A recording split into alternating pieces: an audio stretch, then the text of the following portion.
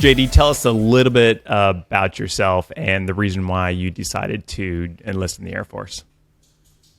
Yeah, so I was born and raised in Omaha, Nebraska. So actually somewhat of an Air Force town. We have Offutt down south of Omaha. Yeah, one of the largest. Yeah, a big one. But after high school, I wasn't exactly sure with what direction I was going in. I was in the 2 different community colleges and also working a warehouse job, doing like steel-cased enclosure welding, which was not fun. Okay. But made okay money, so I was doing all right paying for school at that point. But I got burnt out from that job. Was one of the main reasons. I was like, I should probably re-vector what direction I'm heading in career-wise. My dad was an avionics guy for the rivet joint at Offutt for only 5 years till he made staff sergeant. Then he had me and got out because he was like, I have a kid now. I don't want to be moving around everywhere. So he was the one that suggested and actually brought me to the recruiter 2 years after I graduated high school. It was between the Air Force and Navy initially, but ended up seeing the Air Force recruiter first, and that's the direction I ended up going down. I wanted to leave the Omaha area, but that wasn't... I knew there was the chance that I could be back at Offutt at some point doing something like that. But I was like, It's okay. It's going to be a temporary thing if I do come back here. Lots of bases that we could potentially go to. But so yeah, that's how I ended up first asking the recruiter because my work life was not where I needed it to be for like sustainment purposes. Yeah. Now, tell us a little bit about your enlistment process. So, were you come in guaranteed the 1 November 0 career field, or did you make your list? So it was 2012 is when I first got into the delayed enlistment program. Okay. And back then it was give me your top 8, and we'll wait for one of those top 8 to hit, basically. Yeah. It was really the main top 3 that I was looking for, which was radio and TV broadcasting, All Source Intelligence at the time, or Operational Intelligence 1 and 0, and then weather. And I actually stayed in the delayed enlistment program for 8 months, waiting for one of those 3 to hit. It ended up being Operations Intelligence, and they shipped me out to tech school from there. Nice. So do you remember the time from the time that you were notified of the job to the time that you were shipped off? Yeah, I think I had 2 months. Basically, Okay. So a decent amount of time from notification of I got my job to get ready to go. That was kind of get able to everything settled in January, like right after the holidays, and left in April or something like that to BMT. So nice, man. So tell us a little bit about yourself personally. Are you married now, or were you married then? Single then, but the person I would end up marrying was in my sister flight at BMT. We didn't meet. Did you know she was in your sister flight? I did not know. I found out good. Because there are intel people in the BMT flight. I knew that as much. And they just throw us onto a bus after graduation and ship us off to West Texas, Western compared to San Antonio, to go to Goodfellow Air Force Base for intel training. And that's where I met her, was on the nerdy intel bus heading over to tech school. So you met your wife in tech school. Mm-hmm. Would you recommend that? Sat next to each other in class. I do not recommend that. Okay. It doesn't have a high success rate. We are one of the chosen few that made our way through it. That's awesome, man. We were very determined to not like get engaged or married or anything during tech school, or like we'll try out this long distance dating thing, because we both got assignments to different places for our first base. So it's like, okay, if we can figure out this long distance thing, then maybe we can talk about marriage later on, and it ended up working out. Nice. And going from there. That's awesome. And you now have 2 kids, right? 2 kids, a soon-to-be 5-year-old and a 3-year-old. Oh, nice, man. A girl and a boy. And a 3rd one on the way. So we are. Oh, congratulations! In the Hemmerich that's household. wonderful. Yes, When do you guys do? It's still early, but it's looking like a May. Oh, that's awesome. Time frame. May babies. That's me. May babies. Nice. Congratulations. That's awesome. Thank you. So, what about hobbies? Do you have any hobbies? I know probably right now it's probably just kids are your hobbies, right? Yeah, about 4 years ago with our first kid, that became our primary hobby. Full-time hobby. We're really into the outdoor living life. It's good stuff there. We're at Luke Air Force Base right now, which has great like mountains in the near vicinity and great weather most of the time, other than the hotter months. So we're out doing that with our kids a lot. Then we have Sedona up north with our camping and all that foresty style living. So that's a primary hobby we do as a family now that everyone's old enough. Yeah. At least to stay in a tent for a night or two. That's cool. Yeah. How do the kids do in the tent? My daughter can sleep anywhere. Like, she'll just knock out. As soon as she gets tired, she'll just flip the switch and fall asleep, a lot like me. And then I guess my son's more like my wife, where he is up all night finding something to get into or annoy everyone else that's trying to sleep. So he's the one we're working on out of the two kids. Nice. Cool. So walk me through your Air Force career and what bases you've been at, any deployments you may have had or anything like that. So I joined in 2013, like I said, went to basic military training, and then Goodfellow Air Force Base in San Angelo, Texas is the 1-0, or most of Intel's schoolhouse is at Goodfellow. Did now the the 6 month tech stint school, there. that's exactly what I was about to ask. It's a pretty long tech school you guys have over there. Yeah, it is pretty long. 1-0 is actually one of the shorter tech schools too. Like the 1-8 career field targeteers have an even longer tech school because they kind of do like a basic training and then get really in depth into targeteering and weaponeering. Yeah. And that tech school that I've found now that I'm like a trainer at a base that's getting all these new tech school students, like that is just the wave tops you're getting at that technical training. It's really that follow-on training you get at your unit that really sets you up for success. And I ran into that at my first assignment at Lakenheath, an hour northeast of London, with the Strike Eagles, C Model F-15s, and Rescue Squadron was there at the time in 2014. So my first gig there was working in the Operations Support Squadron, which is kind of like the hub of like, what do all of these pilots need? Like air crew, flight equipment will be in there, weather, intel, all those guys in the same squadron, supporting all the different flying squadrons on the base.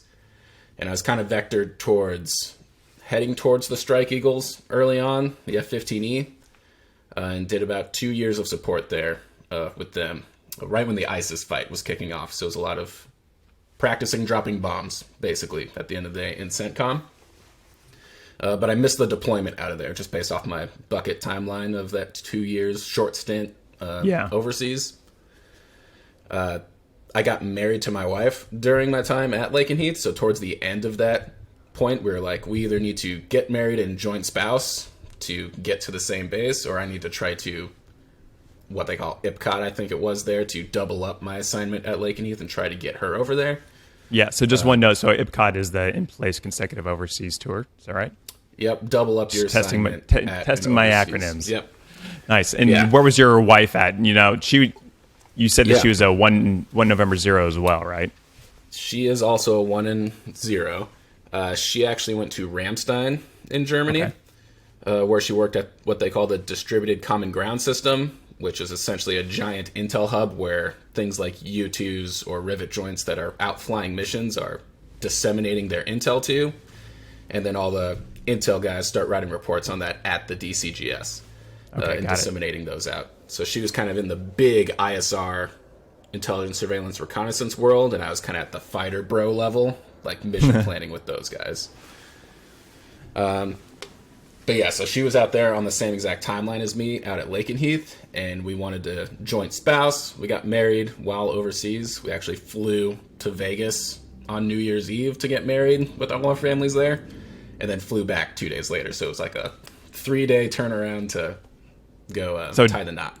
So did you have Elvis marry you guys? It was not. It was the nice lady at the courthouse that that married us, and then we went back to our resort. Okay. Yeah.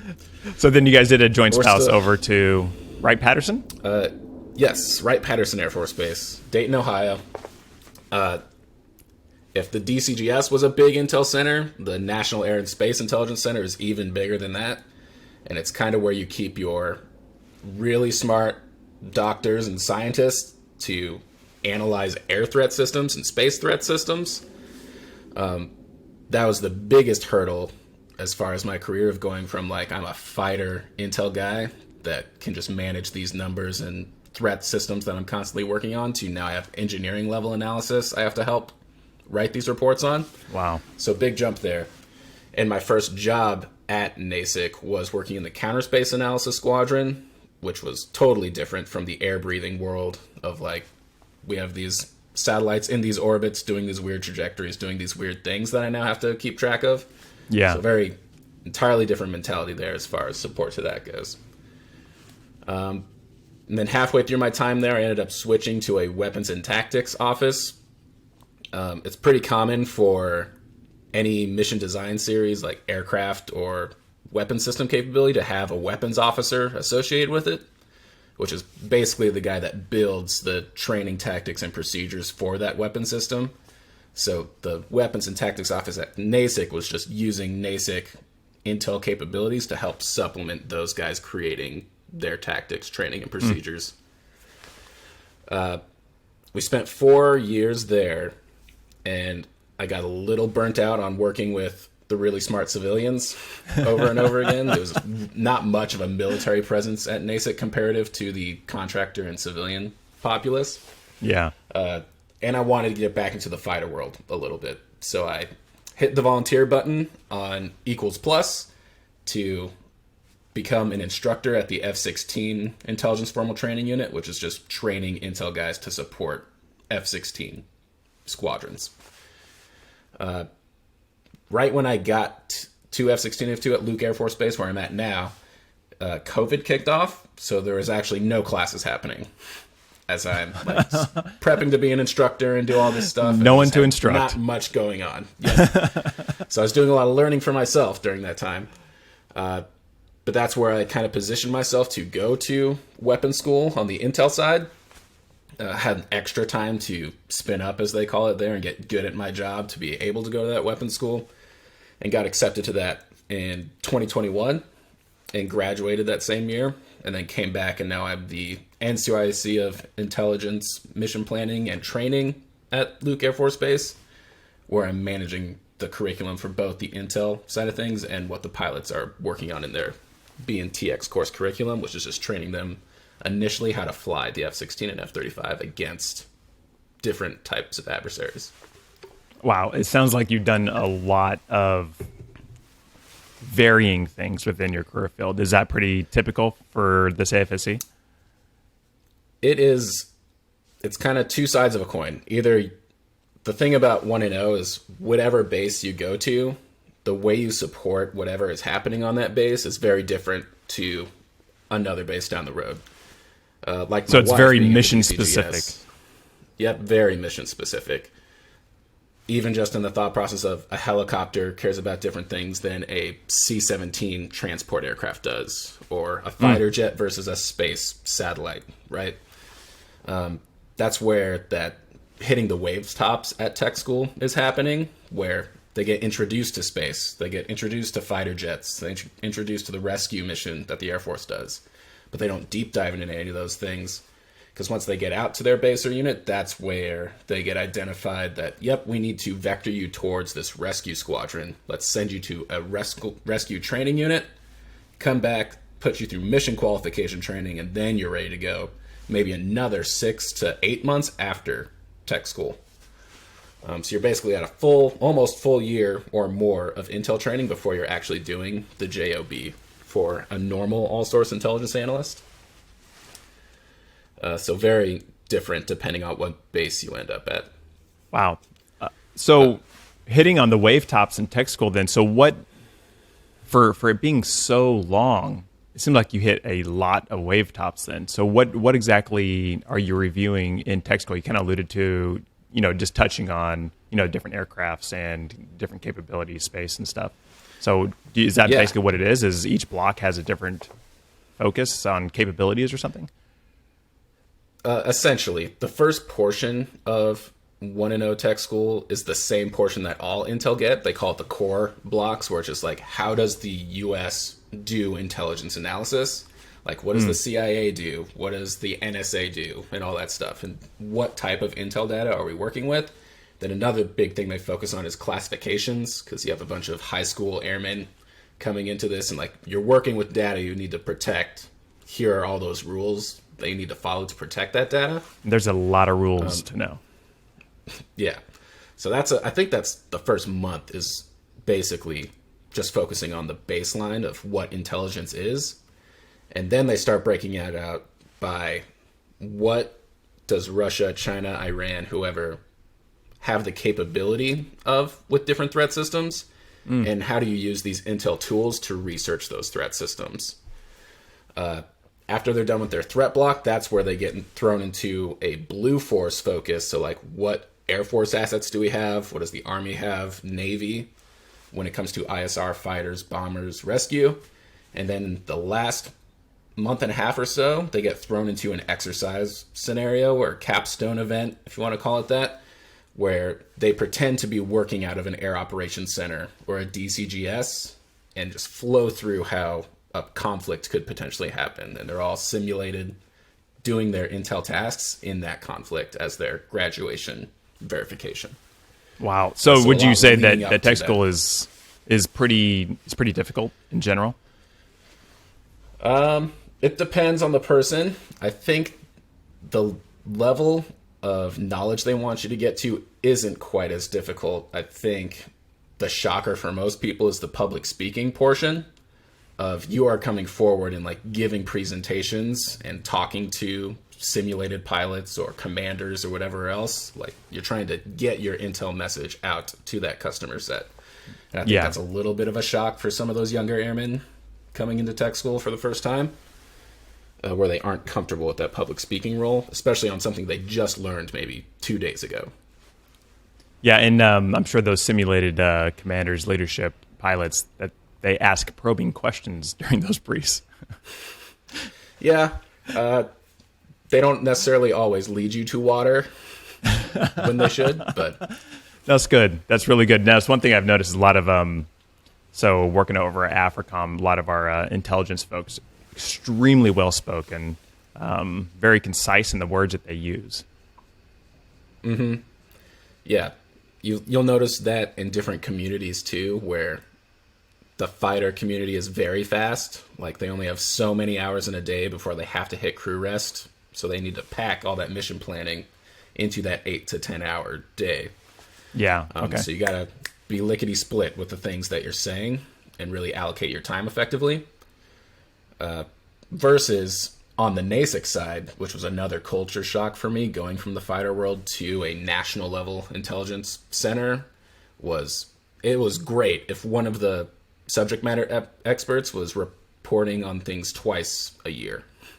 Just super long-term strategic analysis reporting. So very different intel perspective there from the tactical, like, unit level intelligence to a strategic national level intelligence reporting center. So lots of different potential jobs. I think there's you guys rely heavily, then, just like you kind of alluded to, is on the job training and the upgrade training. I suspect, or your what you mentioned, mission qualification training.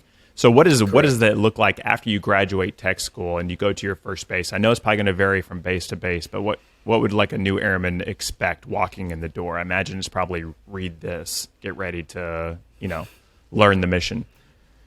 Yeah, so it's actually pretty common that there are schoolhouses for different mission design series, aircraft or intel roles. So just as a hypothetical, you show up to Shaw Air Force Base, which has a ton of F-16s flying out of Shaw. You show up after that 6-month tech school, and then you get sent to a month-long IF2 here at Luke Air Force Base that's totally focused on the F-16. You come back to Shaw, and then you're going to have a potentially 30-day mission qualification training, where now you're deep diving into how Shaw does things specifically, who's a very CENTCOM-focused deployment type base with the F-16s. Mm-hmm. After that MQT, you'll do a verification similar to that simulated scenario in tech school, but probably CENTCOM-centric for Shaw, and head down to the squadron. And now that's your first day down at the fighter squadron, ready to go. Sometimes you'll go straight to the F-16 squadron. Other times you might stay in the Operation Support Squadron, which is supplementing those fighter squadron intel guys, where they might be doing current intelligence briefings, wing intel updates, kind of the broader scope intelligence analysis, while the fighter squadron guys working at the tactical level, being very threat specific against the F-16 itself. So yeah, like I said, that could be anywhere from a 12-month timeline to an 18-month timeline. Wow. Pretty hefty. That is, very hefty. So I'm kind of curious, though, if, a single airman going overseas, you're talking about a 2-year tour. Is that mostly in training just to get them ramped up to do 6 months of actual operations and then ship off to the next base? Almost. Korea has that problem big time since it's a 1-year tour for the single airman, where their MQT is 5 days long because they can't afford to have any longer of an MQT. So it's a lot higher paced, like fast action. You have to get ready quick. The plus side is that we are very NCO heavy right now in the 1-0 career field. So we have NCOs so you bring a lot of experience all over the place. And there's a lot of people who have ran training programs before. So normally they're pretty healthy for most of the bases versus being very airman heavy in some AFSCs. If that's the intent or not, I don't know, but we're very NCO heavy at the moment. So what is the upgrade training look like for you guys? At the end of MQT is what will give you your 5 skill level training. Okay. 7 level training currently is just so there's a CDP that they also need to complete, or a form of a CDC, depending on you're in the career field. Career Development Plan, which is just an online test, basically online academics. So they get that done, they get MQT done, and they get their 5 skill level. Okay. For 7 skill level, you just need to be a staff sergeant and be approved by your certifier or rater above you to get your 7 skill level. There used to be another set of CDPs or CDCs for the 7 skill level, but they got rid of that a couple years ago, and they're slowly bringing that back. Okay. So it's pretty simple. Once you're done with that MQT, you're done with the brunt of your training, and you're just building on with each new base that you go to. Okay. So your mission qualification training, that is technically your 5-level training as well? Yes. Okay. And then you do the actual scenario that you did when you're over at Goodfellow Air Force Base. That's like your qualification training certification, which is also your 5-level certification at that point. Is that right? Or is that you go back to your base, you do OJT, and then you qualify, you take your end of course. Do they still call it end of course test, or for MQF your 5-level? Is all mission qualification file, I think what they call it. Okay. But there's a test at the end of okay, gotcha. Okay. Yep. So what after you are qualified and you're in an operational squadron or OSS or NASIC, what does your day-to-day actually look like? Yeah. That'll vary a lot depending on all those jobs. For the fighter squadron life, a normal day at Lakenheath for me, there's typically 2 windows in that day where we're expecting most of our flights to be taking off. Let's say a 9 o'clock window and a 1300 window. And there's briefings that are happening for those pilots to get ready for those flights, whether it's a training flight, a certification, or whatever, prior to those windows. And that's kind of where intel lives, is at that 6 a.m., 7 a.m. before the 9 o'clock takeoff, where I am inside of their flight briefings, teaching them about the things they're going to be flying against. That might be a multi-flight day for that 9 o'clock, so maybe I'm talking to 3 different 4-ships on a couple different threat systems in between that, 10 to 15 minutes each for those. And then I'm working on all my briefings for the 1300 hour after that, where I have another 3 to 4 flights to work on. That'd be one of the more busy days. when I know that I'm going to be the sole intel for that squadron for that day, and I have 2 chunks of flights I need to support. So in managing those briefs, you're receiving analysis, right? And then you're grabbing specific pieces that are applicable to whatever the mission is of that day or the scenario that they're fighting against, or whatever the case may be. So you're not technically doing analysis, or are you just doing the briefing? Like you're doing analysis in the sense that it's trying to get context for whatever mission is going on, but it doesn't sound like you're like actually writing up the reports themselves. Is that right? So at the fighter squadron level, I won't be writing reports while I'm at my peacetime operation type thing, right? Okay. If we are deployed out with the wing and my pilots come back to me and they're like, this thing happened to me out in the real world, that's when I start writing my mission report and send that out and be like, we saw these tactics happen from this threat system, and send that threat update code out to the greater forces from that point. Got it. Okay. That's the very tactical level. Yep. Wow. Fighter squadron intel also gets a lot of the ISO prep, the isolated personnel report, and maintaining those to make sure that the pilot has their authentication criteria if they do have to punch out in their jet, that the rescue guys can call them up and say that they are the person that they're supposed to be. So this is all personnel recovery CSAR support. Gotcha. Yep, okay. Exactly. So do you do the part of your briefs like include? day-to-day. Does your brief include that, or is that the SEER guys, the survival guys that are given those, and then you would do the debrief whenever a pilot would get recovered? Would that be correct? Yeah. So or be a part I would of give that, them at some least? CSAR or some PR data Okay. for that day, and then make sure their records are up to date. The SEER guy is the one that's more training them how to survive when they get punched out in that environment. Like, what exactly are they going to do on the ground? Versus I'm just making sure their records are good to go in the personnel recovery realm.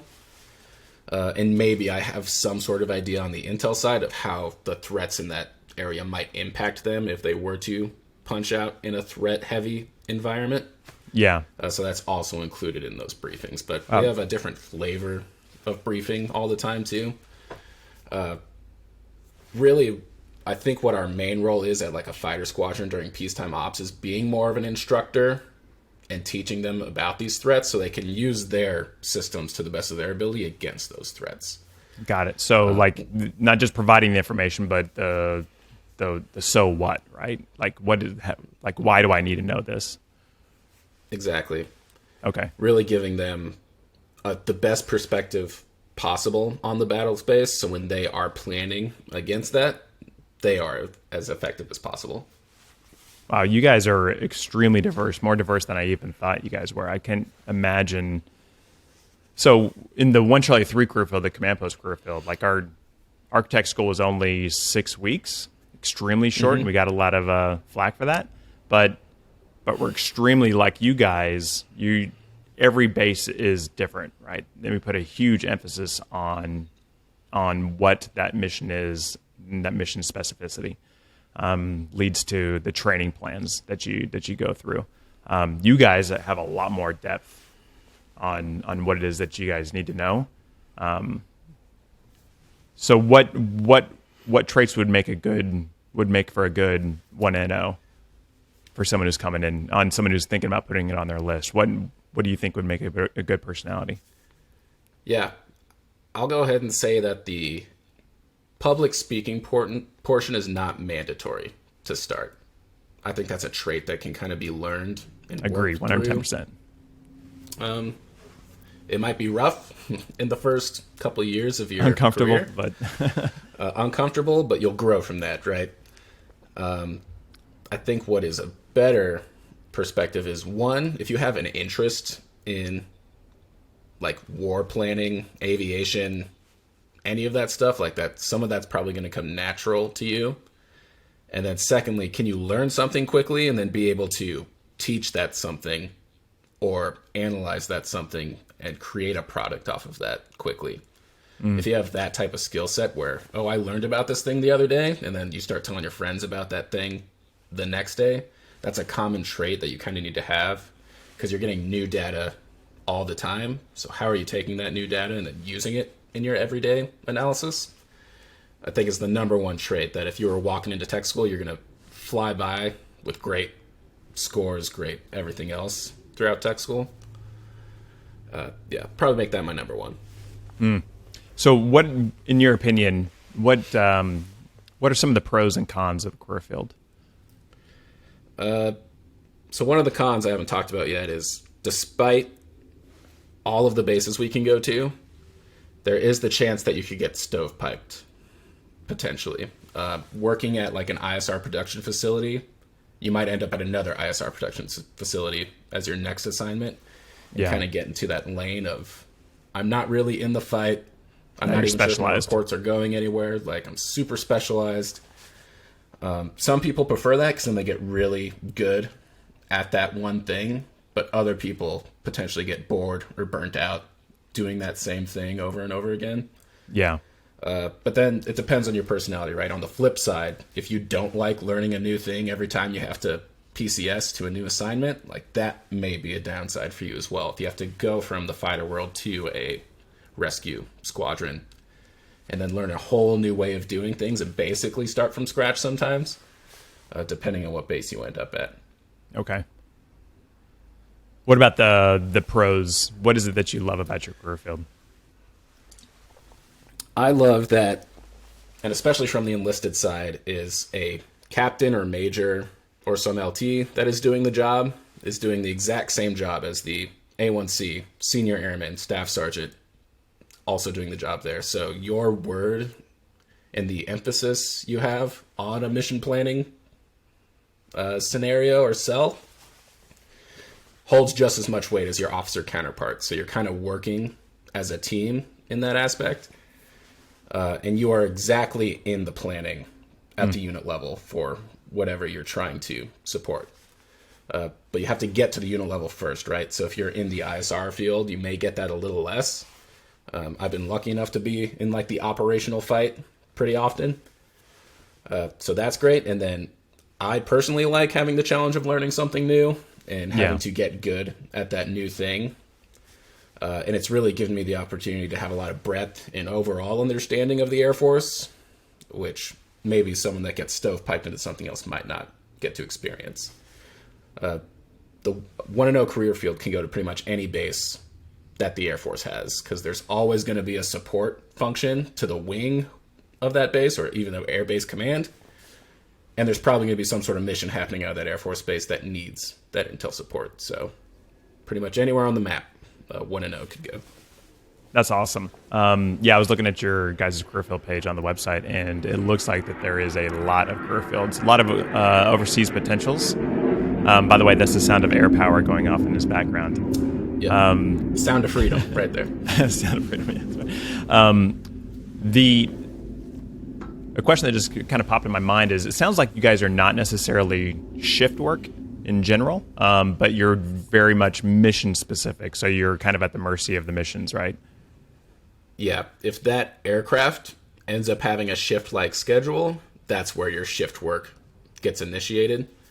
It's very common on the intel collection side to be on the shift work because that's a 24-hour mission to where you're going to have to work the mids, the nights, the days.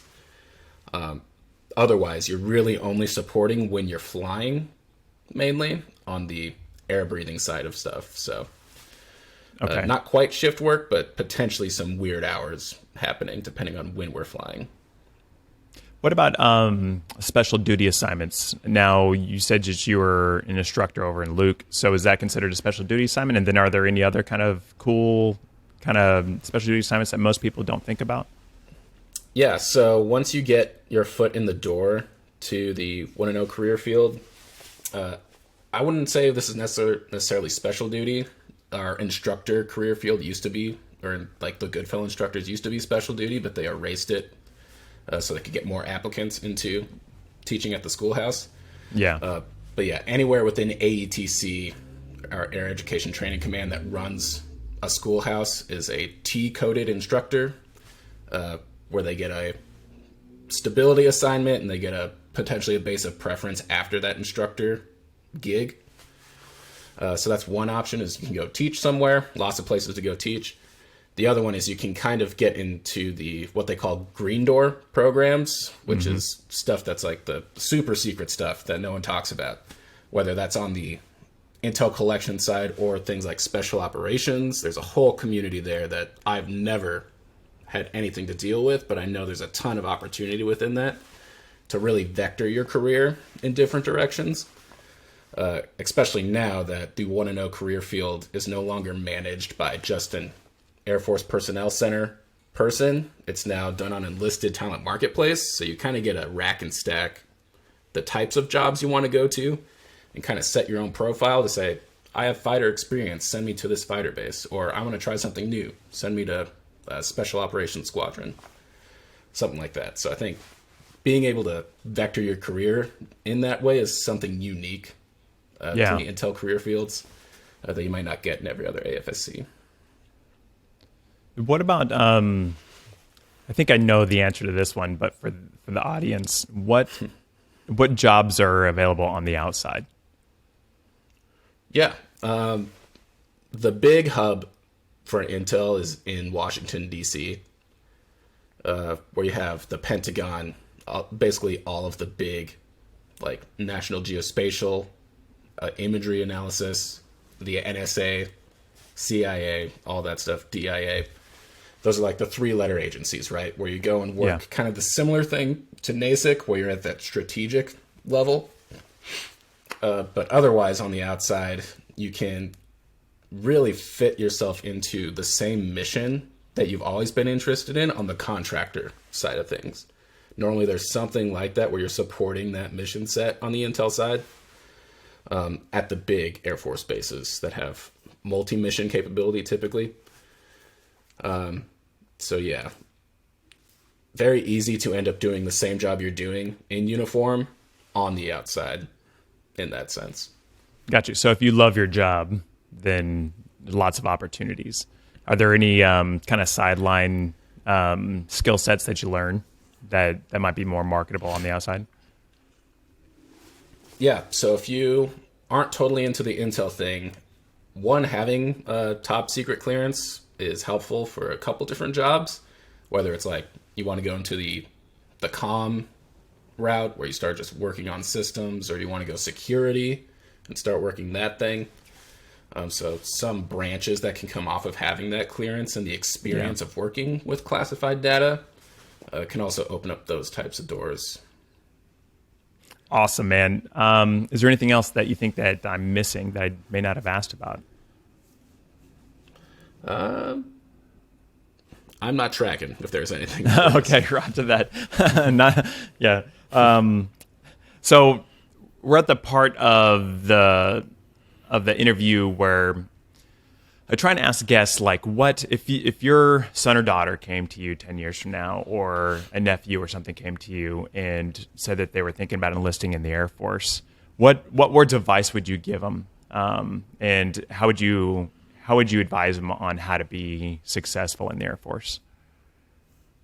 I think with any AFSC, if you come in with the right attitude to that AFSC, you're going to get more out of it ultimately than if you were hyper negative about the job that you got fragged with, right? Yeah. So having positive attitudes is always going to influence the way that you feel about a certain situation. And then a supplement to that is sometimes having that positive attitude means you're overly hardworking in that environment.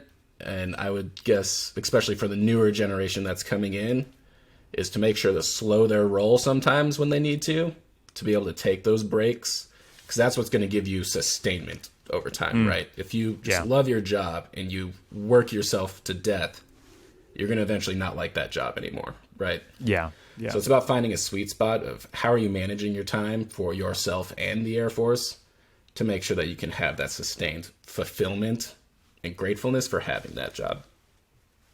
Yeah, really, really good words of advice, and applicable to all the AFSCs for sure. How you enter and your mindset is in your own control, right? That You're going to have bad supervisors or bad leaders. You're going to have really, really good ones to counter that. But what you do with the information, you're going to learn from it no matter what, good and bad. And if you have that mentality of always learning and always being teachable, is probably a big one, is that I think you're going to have success. Just humble. That's what I would say is like basically just humble yourself, learn from the experts, and just be continually teachable and flexible. So that's really good advice on the kind of sustainment. It's a marathon, not necessarily a sprint. Don't burn yourself out. Like you can definitely get caught up in the day-to-day for sure, especially I would imagine probably a single airman who, that's their intense focus, right? All the way going through basic training, going through tech school. Now they're in an operational squadron.